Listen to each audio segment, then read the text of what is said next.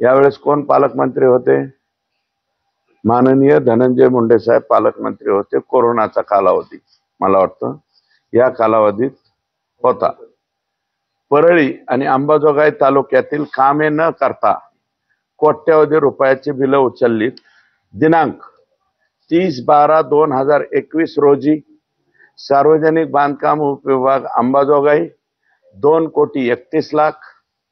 दिनांक 18/3/2022 रोजी कार्यकारी अभियंता जिल्हा परिषद बांधकाम विभाग बीड 10,98,00,000. दिनांक 25/3/2022 रोजी कार्यकारी अभियंता सार्वजनिक बांधकाम विभाग अंबाजोगाई 6,59,00,000. दिनांक 26/3/2022 रोजी कार्यकारी अभियंता बांधकाम विभाग जिल्हा परिषद बीड क्रमांक 2, बर का, जिल्हा परिषद बांधकाम विभाग क्रमांक 2 पकडायचा, 2 म्हणजे पलीकडचा, 16,48,00,000 रुपये. आणि दिनांक 31/3/2022, 31/3 म्हणजे कोणता दिवस असतो माहिती आहे तुम्हाला? 2022 रोजी कार्यकारी अभियंता बांधकाम विभाग जिल्हा परिषद बीड 1,34,00,000 असे एकूण 37,70,00,000 रुपये या कामांची बोगस बिले संजय मुंडे हे कार्यकारी अभियंता म्हणून दाखवलेत. हे ऍक्च्युअल डेप्युटी इंजिनियर होते. कुठं? परळीला. त्या दिवशी चार्ज त्यांना देण्यात आलाय आणि 25/6/2022 रोजी उपअभियंता संजय मुंडे सार्वजनिक बांधकाम विभाग परळी यांच्याकडे कार्यकारी अभियंता पदाचा चार्ज प्रभारी कार्यभार देण्यात आला. त्यांनी ही बिले उचलून दिली आहेत. म्हणजे हे मोडस अप्रेंटिसशिप लक्षात आले का तुमच्या? कलेक्टर कडून पैसे जिल्हा परिषदेला डंप करायचे, जिल्हा परिषदेकडून डायव्हर्ट करायचे सार्वजनिक बांधकाम विभागात, आणि ते पैसे 31 मार्चलाच उचलण्याची गरज नाही. मग ते पैसे उचललेत कोणत्या दिवशी? 25/6/2022 ला. एकाच दिवशी 37,70,00,000 रुपये 1 रुपयाचंही काम न करता. त्या कामांची यादी सुद्धा माझ्याकडे आहे आणि याची PDF आहे माझ्याकडे. मी सगळ्या मीडियाला PDF देतो.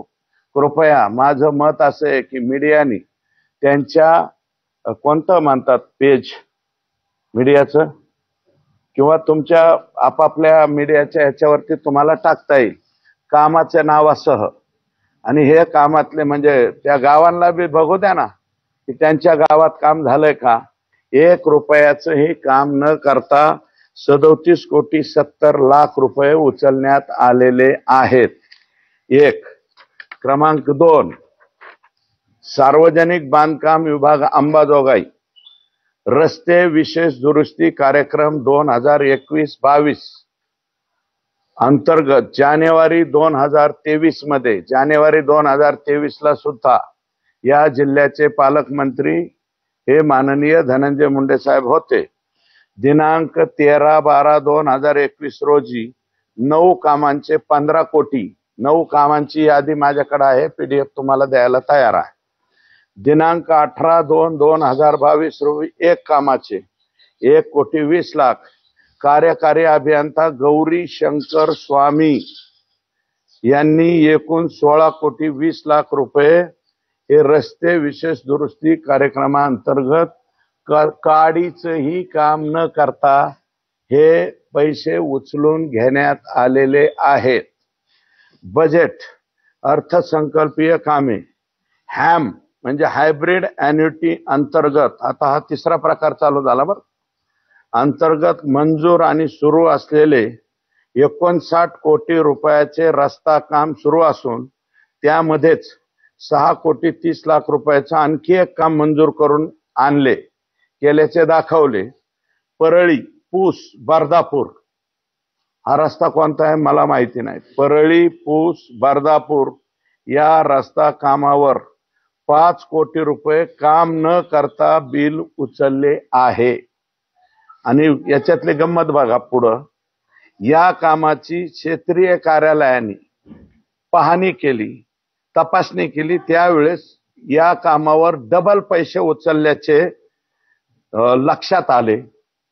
त्यांनी सांगितलं की 17/3/2022 कक्ष अधिकारी सार्वजनिक बांधकाम विभागाने कळवलं की एकाच कामावर डबल बिल उचलण्यात आलेले आहे. तरी सुद्धा याच्यावरती कसल्याही प्रकारची कारवाई झाली नाही. पैसे तर उचलून घेऊन गेले. हॅम म्हणजे हायब्रिड अॅन्युटी कार्यक्रम आहे आणि हे दुसऱ्याच 5 कोटी रुपये दुसऱ्याच हेड मधले मंजूर करून आणले, दुरुस्तीच्या हेडचे, ते बी उचलून घेत. यावेळी कार्यकारी अभियंता आहेत शिवशंकर स्वामी, उप अभियंता आहेत संजय मुंडे आणि कनिष्ठ अभियंता आहेत अतुल मुंडे. हे कार्यरत होते या तारखेला.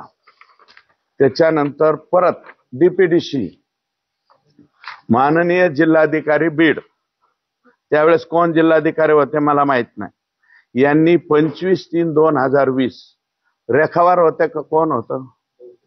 25/3/2020 ला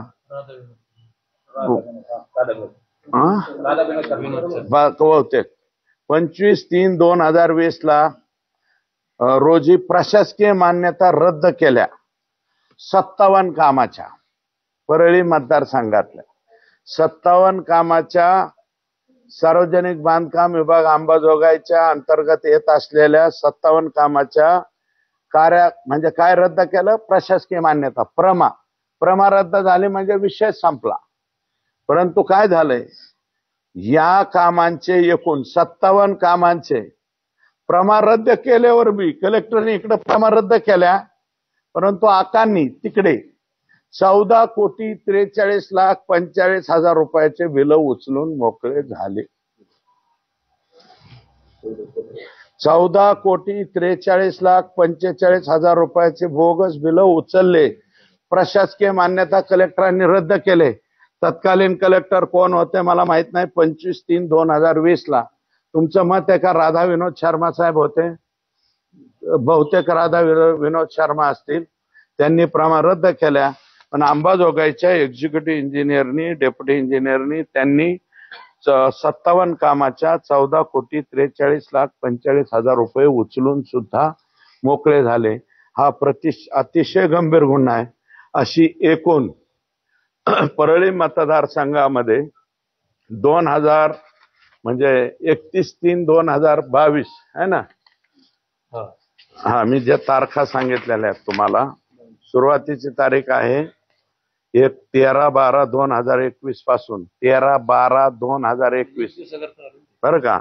2021, 22 आणि 2023 जोपर्यंत सरकार होतं त्या सरकारच्या कालावधीत मी जे आकडे सांगितले, एक पहिलं 37,70,00,000 रुपये बोगस उचलले, दुसरे 14,46,00,000 रुपये आणि 16,20,00,000 रुपये आणि 5 कोटी रुपये बर्दापूर पूसवरती, असे एकूण 73,36,00,000 रुपये बोगस बिले उचललेली आहेत.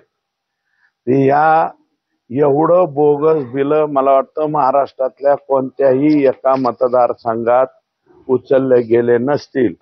मी 5व्या टर्मचा आमदार आहे. मी असं कधी काही उद्योग माझ्या स्वतःच्या राजकीय जीवनामध्ये कधी केलेला नाही. हा एवढा मोठा उद्योग माननीय पालकमंत्री आणि तत्कालीन, मला वाटतं त्यांच्याकडे कोणतं खातं होतं?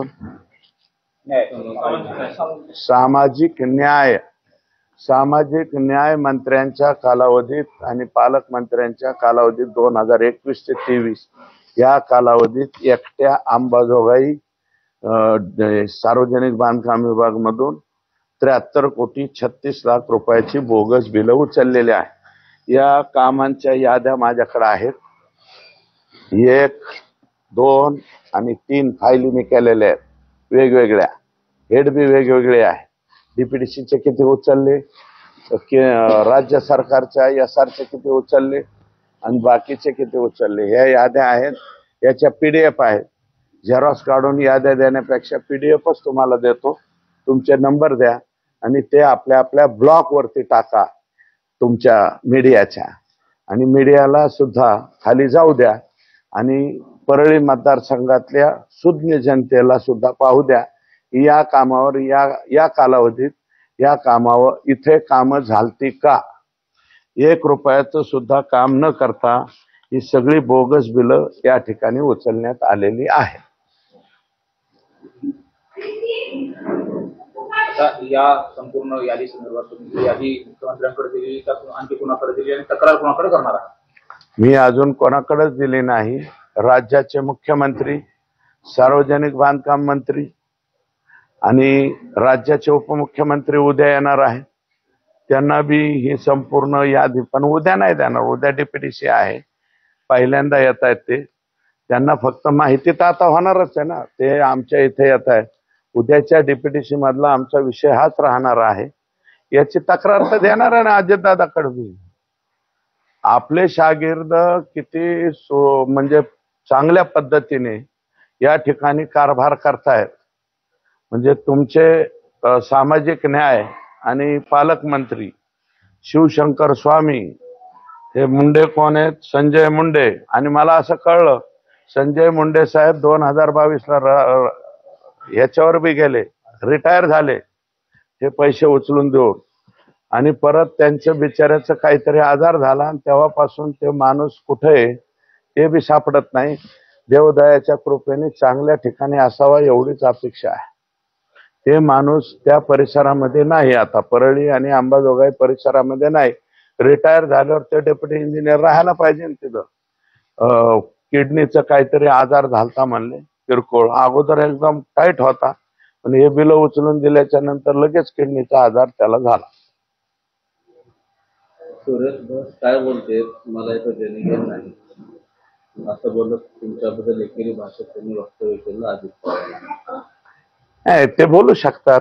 अजितदादा हे 7 वेळा उपमुख्यमंत्री राहिलेले, माझे सुद्धा काही काळ ते नेते राहिलेले. सुरेश धस ते मला म्हणू शकतात, माझा एकेरी उल्लेख करू शकतात. त्यांचं माझ्यापेक्षा वय जास्त आहे.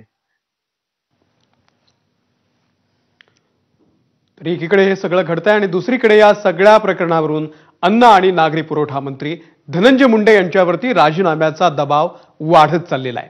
धनंजय मुंडेंचा राजीनामा मागताना सुप्रिया सुळे यांनी नैतिकतेच्या मुद्द्याकडे बोट दाखवलेला आहे. दुसरीकडे नैतिकतेशी कधी गाठ पडली नसल्याचं धनंजय मुंडे राजीनामा देतील असं वाटत नसल्याचं भाजपचे आमदार सुरेश धस यांनी म्हटलेलं आहे. दुसरीकडे दिल्लीमध्ये असलेल्या धनंजय मुंडेंनी राजीनाम्याचा चेंडू मुख्यमंत्री देवेंद्र फडणवीस आणि उपमुख्यमंत्री अजित पवार यांच्याकडे टोलवला. आपण दोषी आहोत की नाही हे मुख्यमंत्री उपमुख्यमंत्र्यांनी सांगावं असंही त्यांनी म्हटलंय. त्यांनी मागणी केल्यास आपण तातडीनं राजीनामा देऊ असंही धनंजय मुंडे यांनी म्हटलेलं आहे. आम्ही काय मागणी करतोय, आम्ही जी मागणी करतोय आणि सगळे पक्ष